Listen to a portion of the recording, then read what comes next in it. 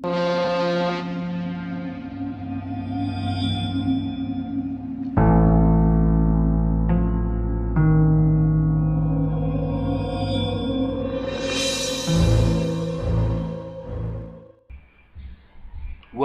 back to the gay world of narcissism. This is just a follow-up to the last video, and for some reason it feels kind of hot in here. I just don't know what's going on. But just to follow up on the rotting fish syndrome video, I was thinking about it further, and where I actually caught that term was from an article. I don't know if you remember, I don't think it exists anymore, but a long time ago there used to be this like trashy rag newspaper you'd find at a grocery store in the impulse section, and you'd see the headlines, and it would have outrageous, ridiculous type headlines that would say goofy stuff like Satan's skull stolen, or crackpot poop heads sniffing lizard poop to get high, and stuff like that. I used to get a kick out of those headlines and think they were ridiculous but funny, and they'd give like an inspiration for songwriting or creative ideas. But the rotting fish syndrome was actually an article in that same newspaper. And my lesson tonight here has nothing to do with Cluster B. It has to do with those types of papers, because I would just think these are fake. This is somebody made this up. It's funny, but evidently not all the stories are fake, because I used to work for this large banking corporation that had sites all over the USA, and I was flipping through the pages and I noticed this lady with a frown on her face, and the headline was something like, "My body odor has destroyed my life." And then I read it closer, and it actually mentioned the very company I worked at.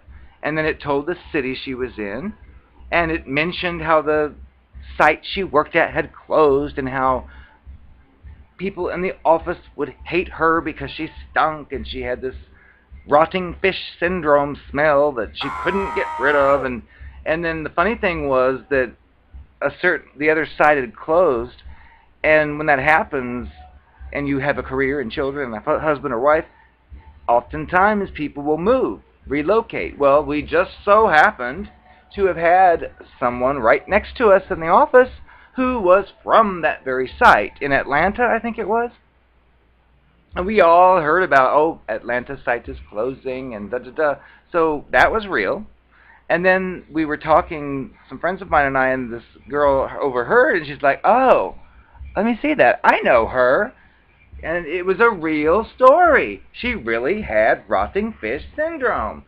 And she had, off the record, but nobody else was around, told me something like, yeah, if you want the truth, what she smelled like was like that time of the month times 10. And evidently she was a real person who had a real stench that stunk. And this girl knew her. So I learned something. I thought, wow, these fake papers are actually partially real. So it was interesting. But the story went on about how she tried to get disability, and how people would torture her and put deodorant and perfume on her desk, which is sad. And I try to think, imagine if you were cursed with that rotting stench. And an article I read about it earlier today too, they have a different name for it, but they said that they have difficulty with relationships and romances. They have difficulty in careers. It's just, and I remember way back in high school, I used to have a male teacher, and he stunk to high heaven, and we'd all talk like, "Oh, he stinks." And people would say, "Well, why don't you put like some deodorant on his desk when he's not there?" But the thing is, with this disease or whatever it is, it doesn't matter if you give them deodorant. They'll still stink, because it's something to do with their endocrine systems or something. But anyway, the point of this little short tidbit video is just to follow up on the rotting fish, and how it actually is a real disease people have.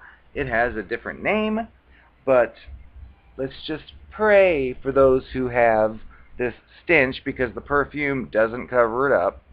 And the last piece was, I recall one day in high school, we were sitting around an art school table, and some girl was saying, somebody in here stinks. And I felt sorry, because it was a lady. It wasn't me. It was a lady, and here's what she said. She's like, smells like somebody's got one of those designer imposter perfumes, and they sprayed it over B.O.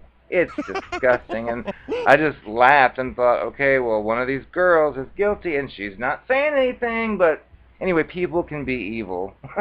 Have a great day. I'm a witch and a queen.